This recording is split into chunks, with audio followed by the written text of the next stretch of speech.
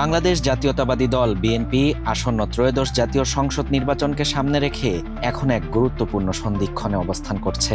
আনুষ্ঠানিক নির্বাচনী তৎপরতা শুরু না হলেও দলের অভ্যন্তরে মনোনয়ন প্রক্রিয়া নিয়ে চলছে ব্যাপক কর্মযজ্ঞ। দলের ভারপ্রাপ্ত চেয়ারম্যান তারেক রহমান লন্ডন থেকে সরাসরি তত্ত্বাবধান করছেন এ প্রক্রিয়া।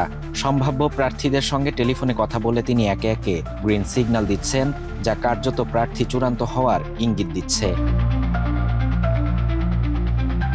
দলীয় সূত্রে জানা গেছে, এবার মনোনয়ন যাচাই বাছাইয়ে তারেক রহমানের সরাসরি সম্পৃক্ততা নজিরবিহীন।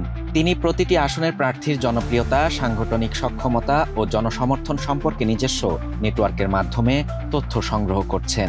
শুধু স্থানীয় নেতাদের উপর নির্ভর না করে তৃণমূলের কর্মীদের সঙ্গেও যোগাযোগ রাখছেন তিনি। এতে প্রার্থী নির্বাচনে নতুন মাত্রা যুক্ত হয়েছে।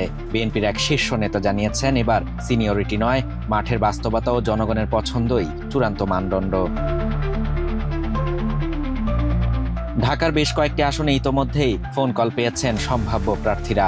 ঢাকা ৩ আসনে গয়েশ্বরচন্দ্র রায়, ইশরাক হোসেন ঢাকা ৬, মির্জা আব্বাস ঢাকা ৮, ব্যারিস্টার নাসির উদ্দিন আহমেদ অসীম ঢাকা ১০, হাবিবুন খান নবী সোহেল ঢাকা ১২ ও ঢাকার ১৪ আসনে সানজিদা ইসলাম তুলি রয়েছেন আলোচনায়।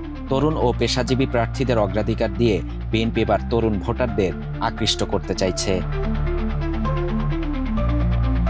এছাড়া সারা দেশে অন্তত ৬০টি আসনে প্রার্থী নিয়ে কোনো মতভেদ নেই বলে জানা গেছে।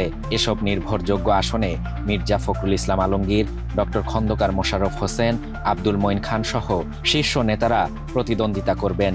সালাউদ্দিন আহমেদের মতে, অক্টোবরের মধ্যেই ২ শতাধিক আসনে একক প্রার্থীকে চূড়ান্ত করা হবে। দলের ভেতর ঐক্য রক্ষা ও কোন্দল এড়াতে কঠোর নির্দেশনা দেওয়া হয়েছে, যাকে গ্রিন সিগন্যাল দেওয়া হবে। সবাইকে তার পক্ষে কাজ করতে হবে। রাজনৈতিক বিশ্লেষকরা মনে করছেন, তারেক রহমানের এই সক্রিয় তত্ত্বাবধান বিএনপির সাংগঠনিক শৃঙ্খলা, প্রার্থীর গুণগত মান এবং তরুণ নেতৃত্ব গড়ে তোলার ক্ষেত্রে নতুন দিগন্ত উন্মোচন করছে, যা দলের নির্বাচনী প্রস্তুতিকে আরও গতিশীল করে তুলেছে।